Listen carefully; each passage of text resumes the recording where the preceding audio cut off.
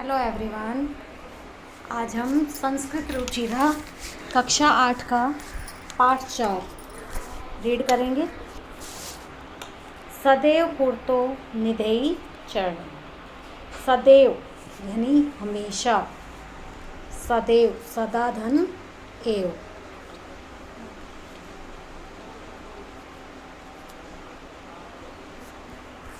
पूर्तो आगे, निधेयि रखो, चरणम चरण यानी कदम।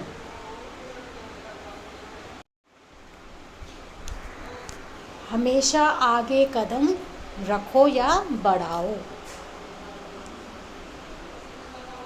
ये गीत है और इसके लेखक हैं, जिसने लिखा है वो है डॉक्टर श्रीधर भास्कर वर्णेकर।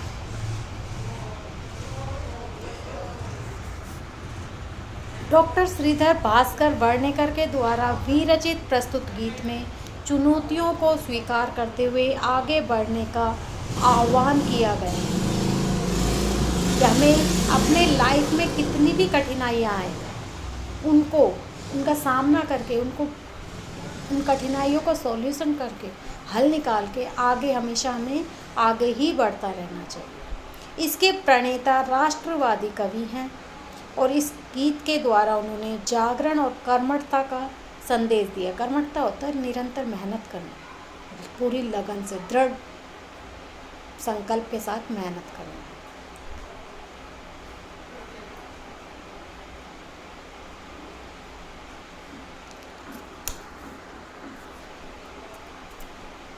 तो इस गीत के रचयिता कौन है? डॉक्टर श्रीधर भास्कर वर्णेकर। कैसे कवि है वो? कैसे कवि माने गए? राष्ट्रवादी, यानी राष्ट्र के प्रति, वीरता के प्रति, राष्ट्र प्रेम से ओतप्रोत उन्होंने अपने गीत कविताएं लिखी। जो भी लेख लिखे राष्ट्र, देश की देशभक्ति से ओतप्रोत, तो इसलिए उन्हें राष्ट्रवादी कवि कहा। एक प्रकृतिवादी होता है जो प्रकृति से संबंधित, जैसे पेड़ पौधों से संबंधित, पशु पक्षियों से संबंधित, इस तरह की कविता कहानियाँ लिखता है, वो प्रकृतिवादी हो गया।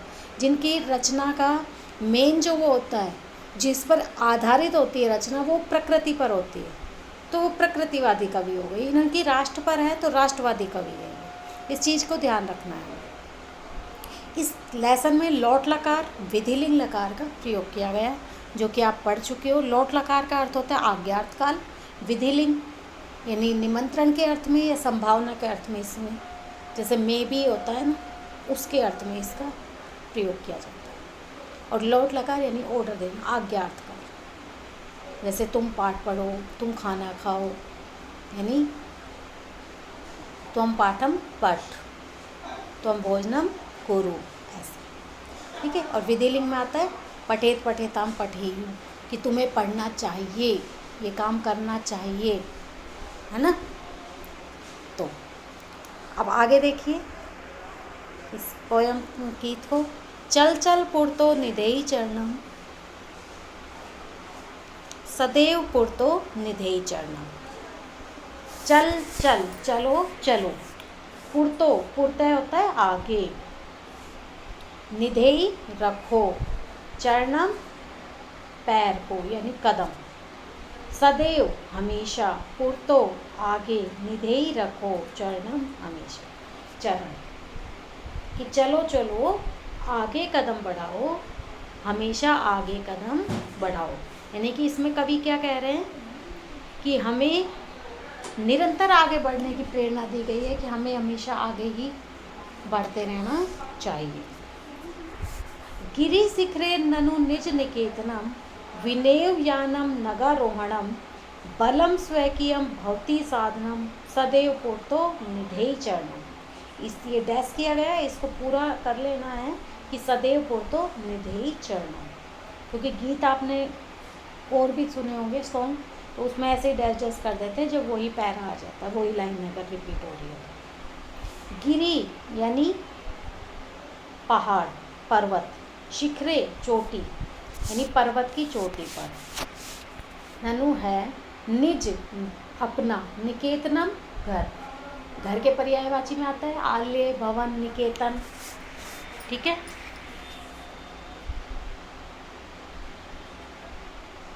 तो इसमें कवि ने क्या कहा है कि मेरा निवास या मेरा घर पर्वत की चोटी पर है। विनेव, बिना धन एव, दो वर्ड है इसमें। बिना यानी के बिना, और एव ही, बिना ही। यानम, गाड़ी या साधन, कोई भी वाहन। नगारोहणम, नग धन आरोहणम। नग यानी पर्वत, और आरोहण, अब पर्वत के देखिए दो पर्यायवाची है, गिरि, नग, दोनों ही पहाड़ या पर्वत के पर्यायवाची है ना। आरोहण, चढ़ना, कि बिना किसी साधन के ही पर्वत पर चढ़ता हूँ, यानी बिना किसी वाहन के, यानी कोई साधन नहीं है मेरे पास, वाहन। अब एक बात बताओ, पर्वत पर चढ़ने के लिए कोई बाइक तो जाएगी नहीं पर्वत पर चढ़ के, है ना, कोई गाड़ी भी नहीं जाएगी, गाड़ी कैसे चलेगी पर्वत। तो वो कह रहा है बिना किसी वाहन के मैं घर पर जा रहा हूँ, यानी कि अपने पर्वत पर जा रहा हूँ, क्योंकि घर कहाँ है, पर्वत की चोटी पर है, तो बिना किसी साधन के ही मैं पर्वत पर चढ़ता हूँ। बलम स्वकीयम भवति साधनम, बलम बल, स्वकीयम अपना ही, भवति होता है साधनम साधन, अपना बल ही साधन है, अपना बल ही साधन होता है। सदैव पुरतो निरे चलना, हमेशा आगे ही कदम बढ़ाओ। इसमें कवि क्या कह रहा है कि अपनी शक्ति पर हमें विश्वास करके काम करना चाहिए, अपनी पावर पर, कि हाँ मेरे अंदर इतनी कैपेसिटी है, मैं ये काम कर सकता हूँ। ये हमारे अंदर होना चाहिए कि मैं हर मुश्किल का सामना करके आगे बढ़ सकता हूँ, अपना लक्ष्य हासिल कर सकता हूँ। तो इसीलिए कवि क्या कह रहा है कि मेरा निवास या मेरा घर पर्वत की चोटी पर है, और मैं बिना किसी साधन के ही पर्वत पर चढ़ता हूँ, यानी कोई मुझे सपोर्ट नहीं कर रहा है आगे बढ़ने के लिए। साधन का मतलब यहाँ क्या है कि ज़िंदगी में अगर हमें अपना लक्ष्य हासिल करना है तो कोई हमें सपोर्ट करे या ना करे, हमें कोई लेना देना नहीं है। हमें नहीं सोचना चाहिए हाँ वो मुझे सपोर्ट करेगा, हमें सोचना चाहिए कि हमें आगे बढ़ना है तो हमें खुद ही करना है। तो कह रहा है कि बिना किसी साधन के ही मैं पर्वत पर चढ़ता हूँ, और अपना बल ही साधन होता है, यानी अपने अंदर जो सामर्थ्य है, शक्ति है, वो ही हमारा साधन है कि हमारे अंदर कितना होना है, उससे हमें आगे बढ़ने की सोच, और हमेशा आगे ही कदम बढ़ाने चाहिए। ओके, आगे देखिए नेक्स्ट। पथि पाषाणा विषमा प्रखरा, हिंसक जी पश्वे पतितो घोरा, सुदुष्करम खलु यद्यपि गमनम, सदैव पुरतो निदेचन।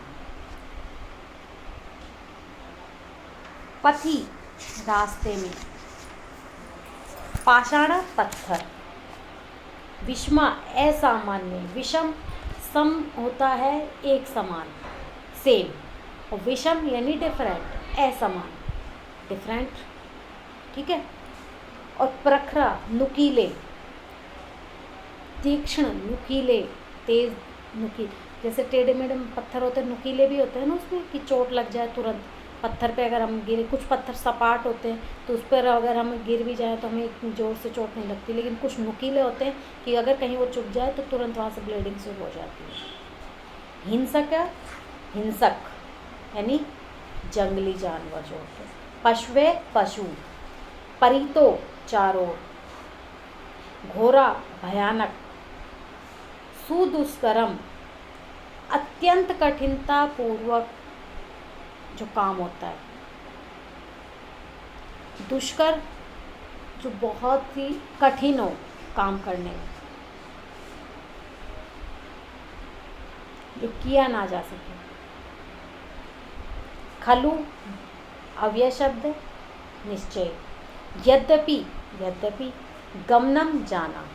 देखिए कवि कह रहा है पथि पाषाणा विस्मा प्रखरा, हिंसक पशवे परितो घोरा, कि इसमें क्या कह रहा है कि जो मार्ग में जो कठिनाइयाँ आ रही है उनके बारे में बता रहा है कि हमें कैसे आगे बढ़ना चाहिए कठिनाइयों से न डरते हुए। तो क्या कह रहा है कवि कि रास्ते में यानी कि मार्ग में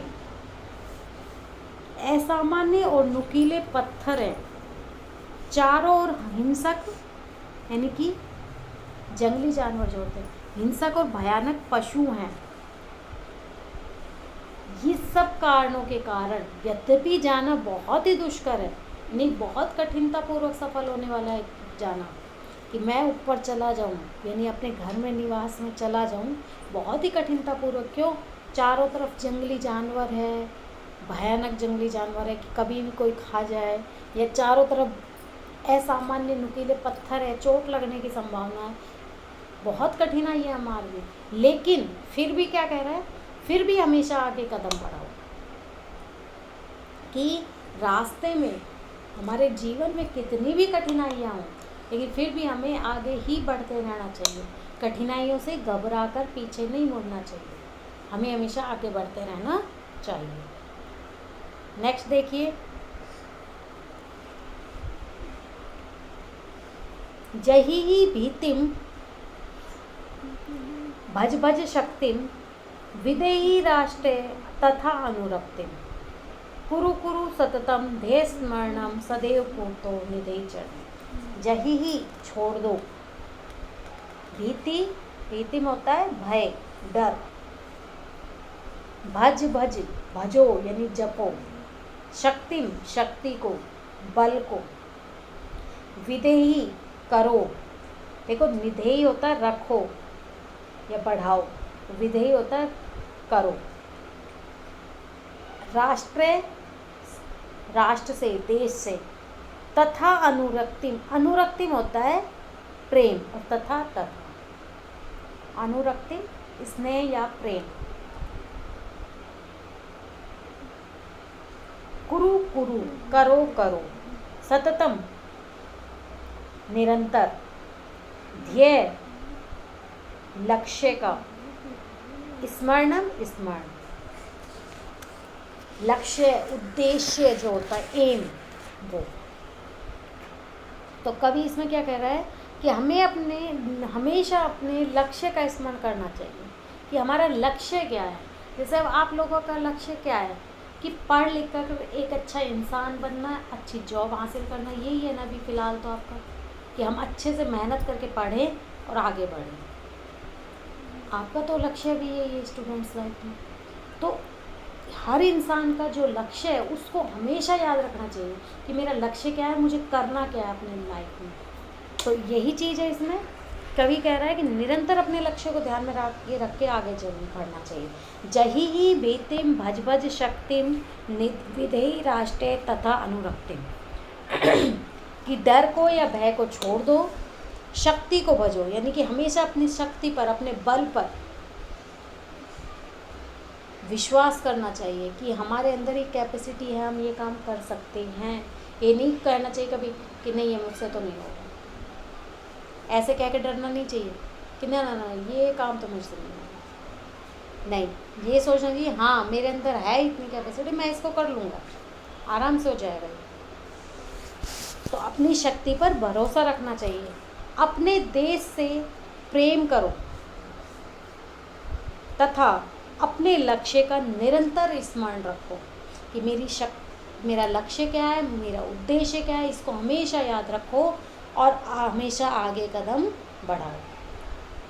तो ये हमारा गीत है, इसमें कवि ने हमेशा हमें नकारात्मक सोच को दूर करके सकारात्मक सोच के साथ आगे बढ़ने के संदेश दिया है कि हमें हमेशा अपनी सकारात्मक सोच को अपने ऊपर हावी रखना चाहिए, कि हमें हमेशा पॉजिटिव सोचना चाहिए जीवन में। ये इसकी वर्ड मीनिंग्स है, वो सब आपकी बुक में दी हुई है, आप कर लीजिए। बाकी एक एक वर्ड बता दिया है, उनको भी आप लिख लेना। हिंदी ट्रांसलेशन आपको पता ही है कैसे लिखना होता है, पहले संकेत, उसके बाद प्रसंग, संदर्भ कि भाई क्या कहा गया है इसमें, और उसके बाद सरलार्थ, फिर भावार्थ। मैंने अपना पढ़ाया है, उसको सुन के आप लिख सकते हो, जरूर नहीं जैसा इसमें लिखा है सेम लिखो, बस इसको एक बार पढ़ लेना और देख लेना। सेकंड पैराग्राफ है गिरी शिखरे ननु निज निकेतनम, तो इसमें प्रसंग में सेम आ जाएगा, भी कौन से लेसन से लिया गया है, इसके रचयिता कौन है। संदर्भ की इसमें क्या बताया कि अपनी शक्ति पर विश्वास करके आगे बढ़ना चाहिए या प्रत्येक कार्य करना चाहिए। इसके बाद सरलार्थ और उसके बाद भावार्थ। इनका आप स्क्रीनशॉट लेके भी काम कर सकते हो। नेक्स्ट, पति पाषाण विषमा प्रखरा। प्रसंग में सेम, संदर्भ में कि मार्ग में आने वाली कठिनाइयों से ना डरते हुए आगे बढ़ने के लिए बहुत बताया कवि ने। इसके बाद इसका सरलार्थ और भावार्थ कि रास्ता चाहे कितना भी दुर्गम कठिनाई से जाने वाला, गम यानी जाना, और दुर्गम जहाँ कठिनाई से जाया जाए, और सुगम जहाँ सरलता से जाया जाए। ठीक है, तो दुर इसमें उपसर्ग है, गम इसमें धातु है, दुर्गम शब्द दो उनसे बना है, एक दुर उपसर्ग शब्दांश है, गम इसमें शब्द है। इसके बाद लास्ट है जही ही भीतिम भजबन शक्तिम।